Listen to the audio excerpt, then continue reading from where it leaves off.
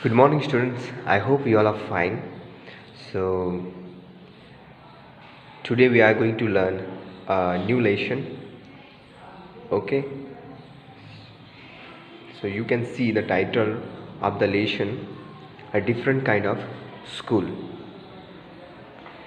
So students, हम जानते हैं कि हमारे देश में या कहीं भी आप जाओगे तो बहुत सारे स्कूल हैं और जो एटमॉस्फेयर होता है सभी स्कूल का वो बहुत ही डिफरेंट होता है। जो टीचिंग मेथड होता है, जो आउटर अपीयरेंस होता है, ठीक है, वो बहुत ही डिफरेंट होता है। और जो अपीयरेंस होता है वो भी मैटर करता है, जो टीचिंग टेक्निक्स है वो भी मैटर करता है।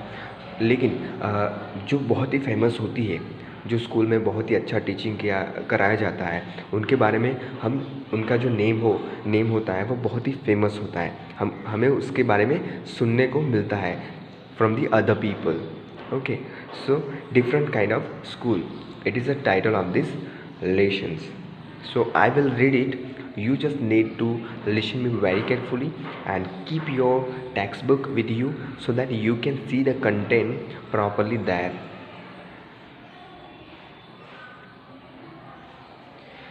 I had heard a great deal about Miss Beam's school, but not till last week did the chance come to visit it. मैंने जो बीम्स की स्कूल है, मिस बीम्स की जो स्कूल है, उसके बारे में बहुत सुना है, ठीक है, बहुत सुनने को मिला है, लेकिन लास्टली मुझे वहाँ पर विज़िट करने का जो टाइम मिलता है और वहाँ पर विज़िट करने के लिए जाता हूँ. When I arrived there was no one in the sight but a girl of about 12.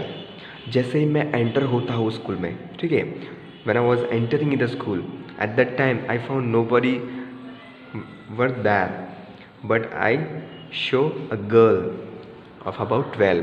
मुझे एक गर्ल देखने को मिली, वो लगभग 12 साल की दिखती थी. Her eyes were covered with a bandage and she was being laid carefully between the flower beds by a little boy. जो गर्ल्स मुझे देखने को मिली, उसकी जो आइज़ है, उस बैंडेज यानी कवर पर जो पट्टी लगाई थी, आंखें पर पट्टी बांधी हुई थी, और एक बच्चा था, ठीक है, जो फ्लावर बेड्स आप यहाँ पर देख सकते हैं, आँख पर पट्टी है और यहाँ का फ्लावर बेड्स, ठीक है, वो फ्लावर का जो रो था, उसके पास से जो बच्चा है उनको ले जाता था, और वो जो बच्चा था वो सिर्फ 4 इयर्स, ओके, 4 बरस का लगता था. She stopped and it looked like she asked him who had come. अचानक से वो खड़ी हो जाती है और पूछती है कि कौन आया हुआ है, क्योंकि जो लोग सच में वो बहुत ही सेंसिटिव, ठीक है, उसे पता चल जाता है कि कोई ना कोई आया है. So he seem to be describing me to her. जो बच्चा है वो डिस्क्राइब करता है कि बताता है कि ये है, ठीक है.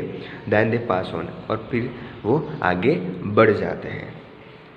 Miss beam was all that I had expected. Miss beam जो था वो मैंने जिस तरह से सोचा था उस तरह का ही मैंने एटमॉस्फेयर पाया. Middle aged, full of authority, yet kindly and understanding. बहुत ही दयावान, बहुत ही अच्छा, समझू, ठीक है, समझदार, वो सब यहाँ पर मिला. Her hair was beginning to turn green. देखो, उम्र के लिहाज से उनके हेयर कैसे टर्न ग्रे यानी जो वाइट होते जाते हैं. जब उम्र आपकी जैसे ही बढ़ती जाती है तो आपकी जो हेयर है वो अचानक से कलर चेंज हो जाता है, ब्लैक में से वाइट हो जाता है. And she had the kind of plum figure. Plum यानी थोड़ा हल्का सा मोटा होना. That is likely to be comforting to a homesick child. जो होम सिक चाइल्ड होते हैं यानी कि जो हॉस्टल में रहते हैं, ज़्यादातर उन बच्चों को घर की बहुत याद आती है, ठीक है. So I ask her some questions about her teaching method which I had heard were simple. मैंने कुछ सिंपली जो क्वेश्चन थे टीचिंग के रिलेटेड मैंने पूछे,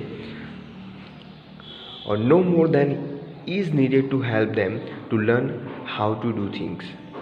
simple spelling, adding, subtracting, multiplying and writing. वो क्या कराते थे? स्पेलिंग जो है, एडिटिंग करना, कुछ जोड़ना, सब्सट्रैक्टिंग, मल्टीप्लाई करना, ठीक है, मैथ्स का जो मैथ्स में आता है, एंड राइटिंग, लिखाना। The rest is done by reading to them and by interesting talks.